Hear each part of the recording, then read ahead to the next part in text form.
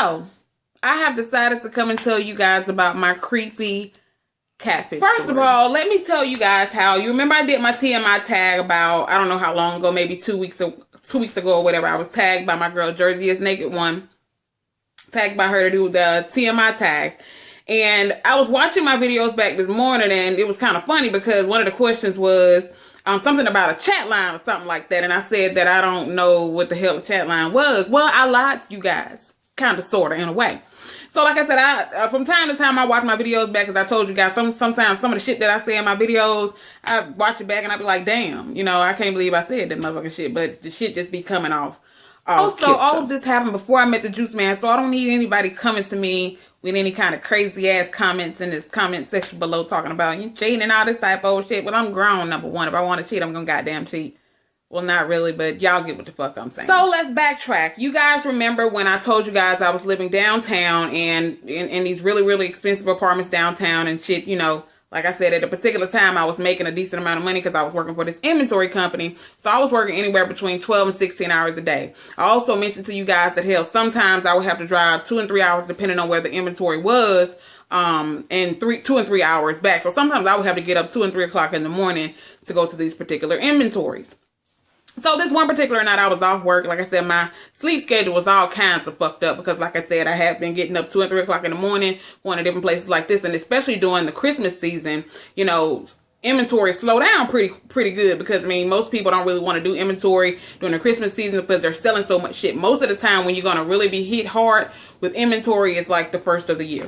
So during Christmas time, I was kind of sitting in the house all the time and I was kind of getting bored. So it was late one night, I was up and I noticed this phone chat line number thing popped up on the computer, not the computer screen, on the television screen, where it popped up and it said, you know, it was, at first I thought it was going to be kind of like a sex chat line. And like I said, at the time, I was just looking for some motherfucking entertainment, girl. So of course it said it was free for women, but the men had to pay for whatever reason. I really don't understand that, but I don't really give a fuck. But it said it was free for women. So I said, what the hell? Why not? Why not call into this goddamn chat line and, you know what I'm saying, get a little bit of entertainment in my life because I'm up, I ain't got shit to do, I ain't got to go to work the next day. So why not get up and call this chat line since it's 100% free? So I called the chat line, and when you call it, like I said, at first I was kind of confused because when you call in, you got to record your name and you got to record a greeting.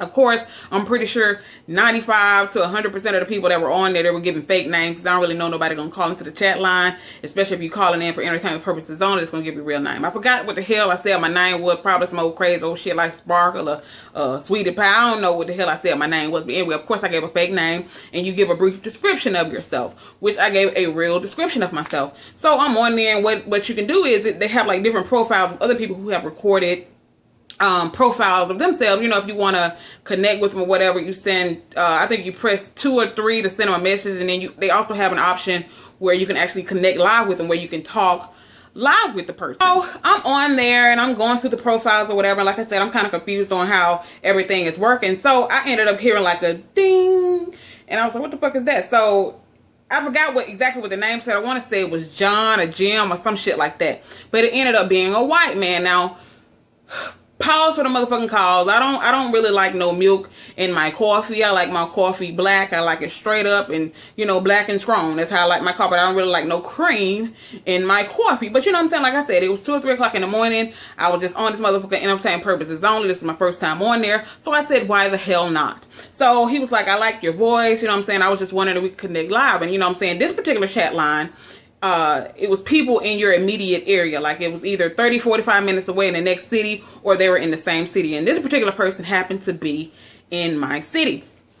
So I was like, okay, cool. Like I said, 2 or 3 o'clock in the morning, and we connect live. Now, the crazy thing about this, when we connected live, I kind of noticed that it kind of sounded like he was kind of disguising his voice just a little bit. I don't know why. I don't know if he was trying to sound sexy or what the hell it was, but he was kind of disguising his voice. So, you know, I'm talking to the guy. He sounded real cute. He told me he was 32 years old, told me he was an ex-police officer, and he told me that he lived in Tuscaloosa, Alabama. So, I'm like, okay, he lives in Tuscaloosa, so, you know, that's pretty cool. So, of course, I'm kind of hesitant still because this is a white guy. And like I said, I don't like no cream in my coffee. I like my coffee straight up black and strong. So, I'm kind of like, whatever, you know what I'm saying? But like I said, he sounded like a nice guy. So, of course, when you get off the chat line, if you don't exchange numbers with the person that you're talking to, you kind of lose contact with them. So he was asking me, can he call me? And I told him, I said, well, you know what?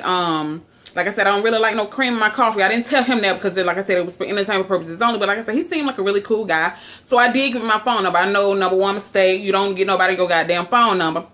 See, now they have these Google Voice things where you can get them a fake ass number where they calling your phone, but they calling his Google Voice number.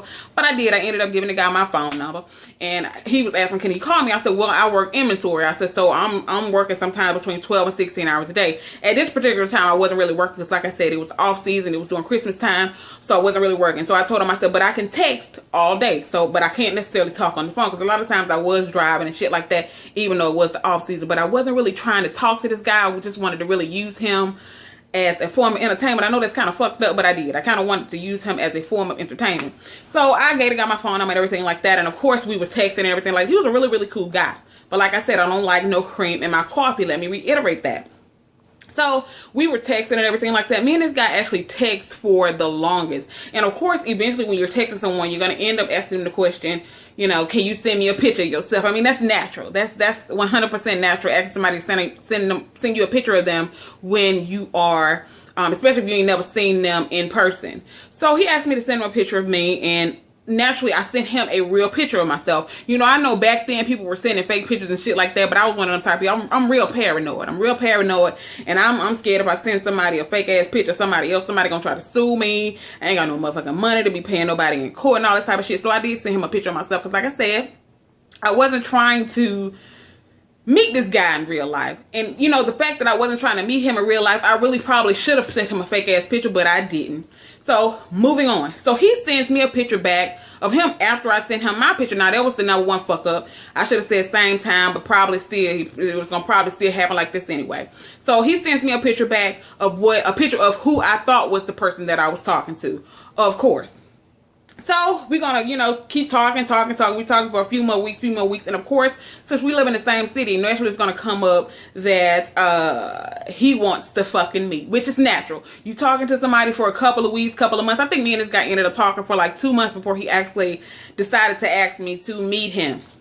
So, like I said, I'm kind of hesitant because, like I said, I don't like no motherfucking cream in my coffee. I keep saying that because I don't like no cream in my coffee. But I'm thinking to myself, he was kind of like, you know, like, damn, we've been talking all this time and you don't really want to meet me. So he's kind of thinking I'm a fake ass person. And I'm like, I don't really want to come off as being a fake person to this dude. So I'm like, what is it going to hurt for me to, you know, meet him for dinner or a movie or something like that? It's in public, so I don't really have to worry about him being a crazy ass person or whatever. And I'll never forget it. It was when 28 Days Later had come out. It was in a movie theater. I'll never forget it. It was like it was yesterday. 28 Days Later. That just goes to show you how fucking long ago this was, y'all. That's still my movie to this day. I love 28 Days Later. That's why I love zombie movies and shit like that. Shout out to The Walking Dead. It comes back on October something. But anyway, that shit been off like 6 months. I don't know what the fuck going on with AMC and The Walking Dead that they wait so damn long to put the show stories back on and shit. I'm sorry, I'm going all off subject. Y'all know how I am. So, we decided that we wanted to go to the movies to see 28 Days Later. Now, it gets closer and closer to the weekend when we had planned on, you know, meeting up at the movie theater and going to the movies or whatever. Because, of course, we came to the conclusion, I'm not going to come to your shit, you're not going to come to my shit. Okay, so we decided that we wanted to go see 28 Days Later. And I told him, you know what I'm saying, I'll meet you at the movie theater. And the crazy part about it is, it was like, what time was it? I don't really remember. It was like, I remember it was like right after the matinee time, so it was still during the day. Now, the crazy part about it is, you know how people tell you, I'm going to be driving such and such, I'm going to be driving such and such. So, we were supposed to meet up at the movie theater like 20-30 minutes before the movie started. You know, you had to get your little popcorn and all this type of shit. And I'm one of those type of people. I like to go to the movie theater and I like to watch the previews and shit because, you know, that's how you find out about a lot of good movies that are coming up and shit like that. So I told him I'll be waiting outside for him at the ticket booth, which is another fuck up. You know what I'm saying? I probably should have been waiting in my damn car. That way I could have sped off on this nigga. You know what I'm saying? If some shit popped off. So I'm sitting out waiting out there for 10 minutes. He's like 10 minutes late, mind you. And I'm thinking to myself, damn, I don't rate this man and pulled up. He saw my fat ass standing out here. He ain't like what I look like. Even though I sent him a picture of myself, I'm thinking to myself, maybe he done saw my fat ass. He ain't like what I look like. And this nigga done dip. You know what I'm saying? He didn't pull the fuck off. He didn't pull the motherfucking dine and dash on my motherfucking ass. You know what I'm saying? That's what I'm thinking. So I said, I'm going to wait out here 5 more minutes. If he don't show up in 5 minutes, I'm getting my shit. I'm going to leave. Because I don't want to be here anyway. But I'm trying to be nice because I didn't want to stand a man up, have him out there waiting on me and not show up. And I didn't want to call him at the last minute like, you know what, I don't really want to meet you, you know what I'm saying? I really ain't want to do that. So I was like, since it's during the daytime, I'm meeting this guy in public, you know, I really ain't got shit to lose. So 2 minutes, literally 2 minutes, like I said, I was going to stand up for 5 more minutes. 2 minutes after I said that motherfucking shit, I see the car that he said he was going to be driving pull up. Now, naturally, I'm starting to get nervous. I started I started to break out the fucking running when I seen this motherfucking car pull up. So I'm standing there, and all of a sudden, I see this man get out of the fucking car. Now, we're going to pause right there. Remember I told you this guy told me he was 32 years old. He was an ex-police officer and all this type of shit. Remember I told you he was a white guy. Tell me why this man gets out of the motherfucking car. This man every bit of 60-something. Not only is he every bit of 60-something. Remember I told you guys in the beginning of the story that I live downtown in an apartment complex. Now let me give you guys a little bit of description of how the apartment complex was set up. Like I said, I live downtown. The way the apartment complex was set up, we had like these little metal keys where you had to put the key in the thing and it had to turn green, and then the door will open for you to go inside of the building where the apartments were. So it was like a key entry, like a magnetic key entry where you can open the door and you would go inside where all of the apartments are. So in order for you to get up to the apartments, you had to buzz in. And plus we had a security system with cameras and everything. You turn it to a certain channel on your television and you can see your car, and you can see downtown in the lobby area where the mailbox and shit like that is. You can see out back where the patio is, where the laundry room is, and all that type of shit. So I noticed, which is weird. Remember I told you I've been talking to this guy for 2 months through text messages. This nigga get out of the car, and I know he's a 60. Well, I'm assuming he's about 60 something. I really never even asked the man his true age. So besides the fact him telling me he was 32, I didn't ask him how old he was in real life, because if he was really 32, that nigga had a hard motherfucking life. So anyway, he gets out of the car, and I notice it is the same motherfucking guy that lives downstairs in the apartment below. I mean, that's not even where the story gets really creepy at. The story gets really creepy because remember I told you guys that we have the security system and all this stuff, and you can turn it to a certain channel and you can see people walking on the street and all this type of shit. I noticed that since I realized that it's the guy who lives downstairs in the apartment below me, I noticed that I'm thinking to myself, damn, sometimes when I used to get off work, I would notice that this guy would mysteriously be coming outside to his car or going to the trash can or something like that, starting these weird ass conversations with me, asking me things like, so are you married? How was work? All this type of shit. He even told me one time, he was like, yeah, because he was kind of like the super of the apartment complex where, you know, if something went wrong, he always called a landlord and shit like that. He wasn't the owner or anything like that, and he wasn't like my landlord or anything, but like if anything went wrong, you know, he would call them. He would keep the premises clean and shit like that. And he was one of them types of people. This nigga was always at home watching the motherfucking cameras. Because, like, 2 people's car had got broken into. This man knew exactly who fucking did it. Because he sits there and he watched the cameras 24/7. One time he even told me, he was like, yeah, sometimes I watch out for you when you're going to work. Remember I told you guys that sometimes I went to work 2 and 3 o'clock in the morning. So I would get up and I would have to go out to my car, of course, to go to work 2 or 3 o'clock in the morning. Sometimes he would tell me little shit like, yeah, I watch the camera for you sometimes in the morning time when you going out to go to work. So I'm thinking to myself, so this nigga, for 2 months, he knew exactly who I was because I sent him my real pictures. And he sent me some fake ass pictures. So the entire time I knew exactly who he was. I mean, I'm sorry, he knew exactly who I was, but I didn't know who he was. That's the part that made it creepy for me. So for 2 months, this man had my pictures. He knew exactly who I was. And I thought it was really crazy that, you know, after I realized who he was and all this type of shit, and how he used to tell me how he used to watch the cameras for me early in the morning. And I always wonder, like, why all of a sudden when I pull up from work, this man is mysteriously coming outside, you know, acting like he's going to his car, acting like he's throwing some shit in the trash just so he can have a conversation with me. Now, mind you, I'm still at the same time, the whole time this man is doing this stuff, I notice this old ass man, you know, coming outside having a conversation with me. But I'm not thinking it's the guy that I'm text messaging, because the guy that's text messaging me has sent me a completely different picture. And remember the time that I told you, the one time that I spoke to this man on the phone, he was kind of disguising his voice, like he was talking like he was trying to sound all sexy and shit. So naturally it didn't pick up, you know, his voice didn't pick up for me, because that's not the sound that I got from the guy that was text messaging me. So that really creeped me the fuck out, knowing that for 2 whole months that I've been talking to this guy, he had my pictures, and he knew the whole time that he was texting me, but I didn't know that I was texting him.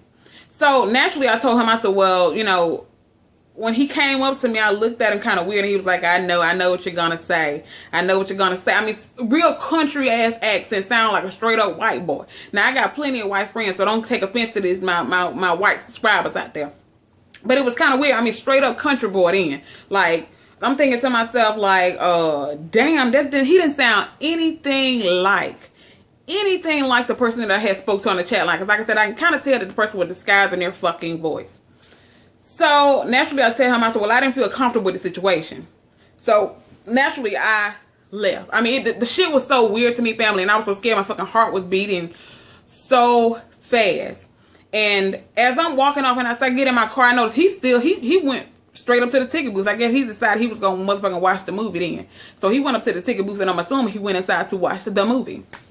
So, and this is the even more crazy part. Remember how I told you every single day when I would pull up from work, this man would come outside acting like he's going in his car, acting like he's throwing something in the trash. But after this situation happened, this man never came outside when my car pulled up. I mean, this nigga, I mean, he fucking avoided me like I was the Black Plague or something. Like I was motherfucking Ebola virus. This nigga avoided me at all fucking costs. I never saw this damn man anymore. As opposed to before I found out who he really was, this nigga was coming outside every day when I would pull up in my damn car. And if, you know, at first it wasn't really, you know, affecting me because I just thought, okay, he's just a nosy ass old man. He's just trying to be friendly to the residents and shit like that. So it didn't really process for me at that particular time.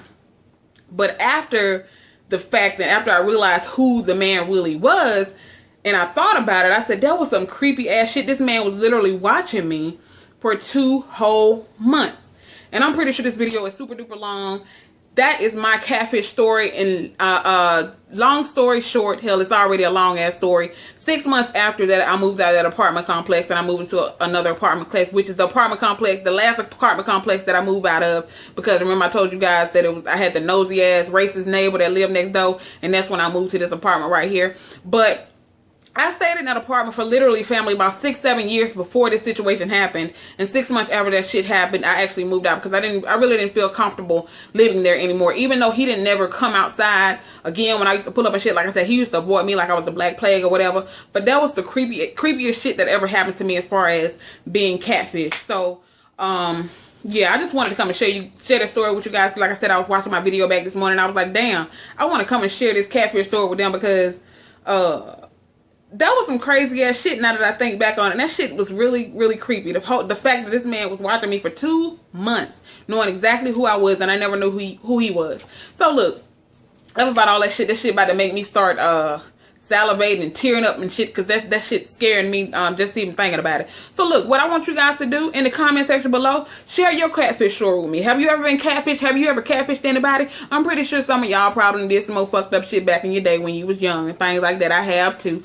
But this particular situation was something that really was creepy for me. And like I said, I had been living in an apartment complex for 6 years, and 6 months later, after this shit happened, I moved out because there was some crazy ass shit that had happened, and it was just extra creepy. So yeah, crazy, right? But like I said, thumbs up this video, subscribe if you're not subscribed, and in the comment section below, share your catfish story with me. Have you ever been catfished? Have you ever catfished anybody? Have you ever used a fake picture? Let me know. Until the next time, family, bye.